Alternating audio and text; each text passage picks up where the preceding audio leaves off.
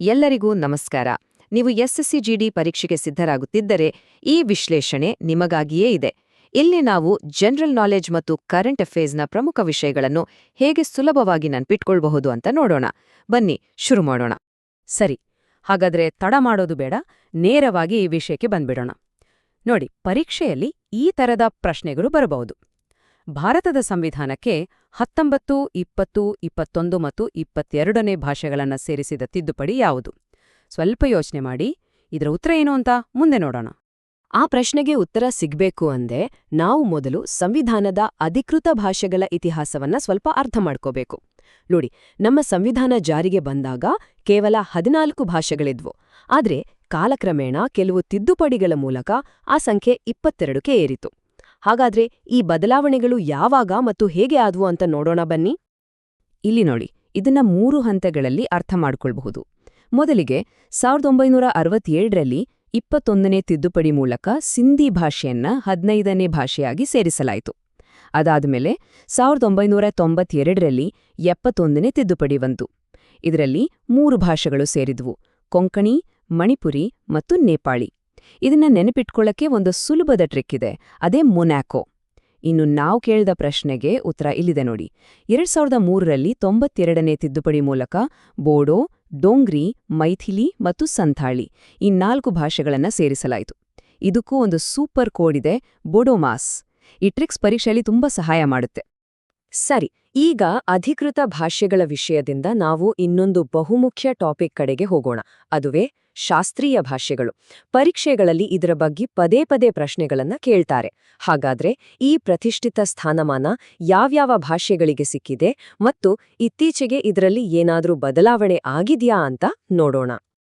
ತುಂಬಾ ವರ್ಷಗಳ ಕಾಲ ಭಾರತದಲ್ಲಿ ಕೇವಲ 6 ಭಾಷೆಗಳಿಗೆ ಮಾತ್ರ ಈ ಶಾಸ್ತ್ರೀಯ ಸ್ಥಾನಮಾನ ಇತ್ತು.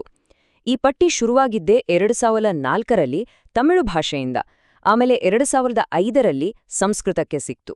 ಇನ್ನು ನಮ್ಗೆಲ್ಲ ಹೆಮ್ಮೆಯ ವಿಷಯ ಅಂದ್ರೆ ನಮ್ಮ ಕನ್ನಡಕ್ಕೆ 2008ರಲ್ಲಿ ತೆಲುಗು ಭಾಷೆಯ ಜೊತೆಗೆ ಈ ಗೌರವ ಸಿಕ್ಕಿದ್ದು. ಆ ನಂತರದಲ್ಲಿ ಮಲಯಾಳಂ ಮತ್ತು ಒಡಿಯಾ ಭಾಷೆಗಳು ಕೂಡ ಈ ಪಟ್ಟಿಗೆ ಸೇರಿದ್ವು. ಆದ್ರೆ ಇಲ್ಲೊಂದು ದೊಡ್ಡ ಟ್ವಿಸ್ಟ್ ಇದೆ. ಕರೆಂಟ್ ಅಫೇರ್ಸ್ ದೃಷ್ಟಿಯಿಂದ ತುಂಬಾನೇ ಮುಖ್ಯವಾದ ಒಂದು ಬದಲಾವಣೆ 2024ರಲ್ಲಿ ಆಗಿದೆ. ಪರೀಕ್ಷೆಗೆ ತಯಾರಿ ಮಾಡ್ತಿರೋರು ಇದನ್ನ ಖಂಡಿತವಾಗಿಯೂ ಮಿಸ್ ಮಾಡ್ಕೋಬಾರ್ದು. ಅದೇನಪ್ಪಾ ಅಂದ್ರೆ 2024ರಲ್ಲಿ ಮತ್ತೆ 5 ಹೊಸ ಭಾಷೆಗಳಿಗೆ ಶಾಸ್ತ್ರೀಯ ಸ್ಥಾನಮಾನ ಸಿಕ್ಕಿದೆ. ಅವು ಯಾವುವು ಅಂದ್ರೆ ಪಾಳಿ, ಪ್ರಾಕೃತ, ಅಸ್ಸಾಮಿ, ಮರಾಠಿ ಮತ್ತು ಬಂಗಾಳಿ. ಅಂದ್ರೆ ಈಗ ಒಟ್ಟು ಶಾಸ್ತ್ರೀಯ ಭಾಷೆಗಳ ಸಂಖ್ಯೆ 6ರಿಂದ 11ಕ್ಕೆ ಏರಿದೆ.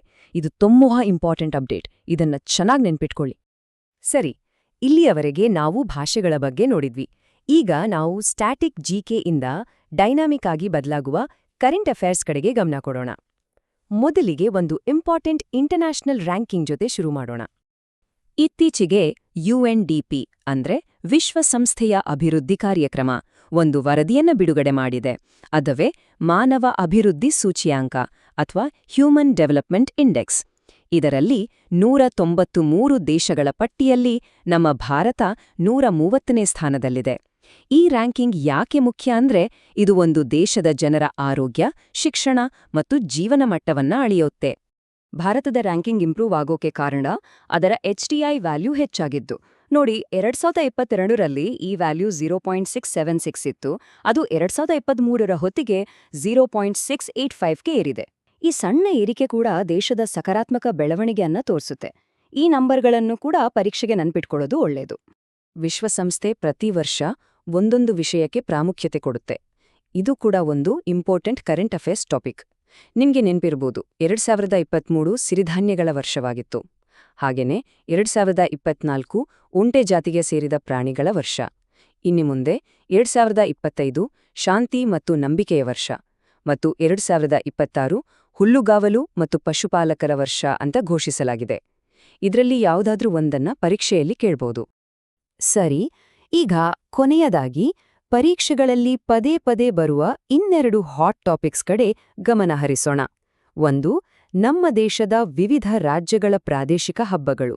ಇನ್ನೊಂದು, ಪ್ರಮುಖವಾದ ರಾಷ್ಟ್ರೀಯ ನೇಮಕಾತಿಗಳು. ಹಬ್ಬಗಳ ಬಗ್ಗೆ ಪ್ರಶ್ನೆಗಳು ಬಂದಾಗ ಯಾವ ಹಬ್ಬ ಯಾವ ಬುಡಕಟ್ಟು ಜನಾಂಗಕ್ಕೆ ಸೇರಿದು ಅಂತ ಕೇಳೋದು ಕಾಮನ್. ಉದಾಹರಣೆಗೆ ಮಧ್ಯಪ್ರದೇಶವನ್ನೇ ತಗೊಳ್ಳಿ. ಅಲ್ಲಿ ಗೋಂಡ ಬುಡಕಟ್ಟಿನವರು ಮೇಘನಾದ ಹಬ್ಬವನ್ನ ಆಚರಿಸ್ತಾರೆ. ಭಿಲ್ ಬುಡಕಟ್ಟಿನವರು ಹೋಲಿ ಟೈಮಲ್ಲಿ ಬೊಗಾರಿಯಾ ಹಬ್ಬ ಮಾಡ್ತಾರೆ. ಹಾಗೆ ಬೈಗಾ ಬುಡಕಟ್ಟಿನವರು ಪ್ರಾಣಿಗಳ ರಕ್ಷಣೆಗಾಗಿ ರಸನವಾ ಹಬ್ಬ ಮಾಡ್ತಾರೆ. ಇನ್ನು ಭೋಪಾಲ್ನಲ್ಲಿ ನಡೆಯೋ 5 ದಿನದ ಲೋಕರಂಗ ಹಬ್ಬವಂತೂ ಬುಡಕಟ್ಟು ಸಂಸ್ಕೃತಿಯನ್ನ ಉಳಿಸೋಕೆ ನಡೆಯೋ ಒಂದು ದೊಡ್ಡ ಕಾರ್ಯಕ್ರಮ. ಹಬ್ಬಗಳ ಹಾಗೆಯೇ ಪ್ರಮುಖ ನೇಮಕಾತಿಗಳು ಕೂಡ ಅಷ್ಟೇ ಮುಖ್ಯ. ಇತ್ತೀಚಿನ ಒಂದು ದೊಡ್ಡ ಉದಾಹರಣೆ ಅಂದ್ರೆ 8ನೇ ಕೇಂದ್ರ ವೇತನ ಆಯೋಗ. ಇದರ ಅಧ್ಯಕ್ಷರಾಗಿ ರಂಜನ್ ಪ್ರಕಾಶ್ ದೇಸಾಯಿ ಅವರನ್ನ ನೇಮಿಸಲಾಗಿದೆ. ಈ ತರದ ಕರೆಂಟ್ ಅಫೇರ್ಸ್ಗಳನ್ನ ಅಪ್ಡೇಟ್ ಮಾಡ್ಕೊಳ್ತಾ ಇದ್ರೆ ಪರೀಕ್ಷೆಯಲ್ಲಿ ಒಳ್ಳೆ ಸ್ಕೋರ್ ಮಾಡಬಹುದು. ಕೇವಲ ಸರ್ಕಾರಿ ನೇಮಕಾತಿಗಳಷ್ಟೇ ಅಲ್ಲ, ಯುನಿಸೆಫ್ನಂತಹ ಅಂತಾರಾಷ್ಟ್ರೀಯ ಸಂಸ್ಥೆಗಳ ಬ್ರ್ಯಾಂಡ್ ಅಂಬಾಸಿಡರ್ ಯಾರು ಅಂತಾನೂ ಕೇಳ್ಬೋದು. ಉದಾಹರಣೆಗೆ ಯುನಿಸೆಫ್ ಇಂಡಿಯಾದ ರಾಯಭಾರಿಯಾಗಿ ಇತ್ತೀಚೆಗೆ ನಟಿ ಕೀರ್ತಿ ಸುರೇಶ್ ಅವರನ್ನ ನೇಮಕ ಮಾಡಲಾಗಿದೆ. ಈ ಪಾಯಿಂಟ್ ಕೂಡ ಮುಖ್ಯವಾಗುತ್ತೆ. ಹಾಗಾದ್ರೆ ಇವತ್ತು ನಾವು ಕೆಲವು ಪ್ರಮುಖ ಟಾಪಿಕ್ಗಳನ್ನ ನೋಡಿದ್ವಿ. ಮುಖ್ಯವಾಗಿ ಮೊನೊಕೊ ಮತ್ತು ಬೋಡೋಮಾಸ್ನಂತಹ ನೆನಪಿನ ತಂತ್ರಗಳು ಹೇಗೆ ಸಹಾಯ ಮಾಡುತ್ತವೆ ಅಂತಾನೂ ತಿಳ್ಕೊಂಡ್ವಿ. ಈಗ ಪ್ರಶ್ನೆ ಇರೋದು, ಈ ತಂತ್ರಗಳನ್ನ ಬಳಸಿ ಮುಂದಿನ ದಿನಗಳಲ್ಲಿ ಇನ್ನಷ್ಟು ಕಷ್ಟದ ವಿಷಯಗಳನ್ನ ಹೇಗೆ ನೀವು ನಿಮ್ಮದಾಗಿಸ್ಕೊಳ್ತೀರಿ? ಖಂಡಿತ, ಸರಿಯಾದ ಅಭ್ಯಾಸದಿಂದ ಇದು ಸಾಧ್ಯ.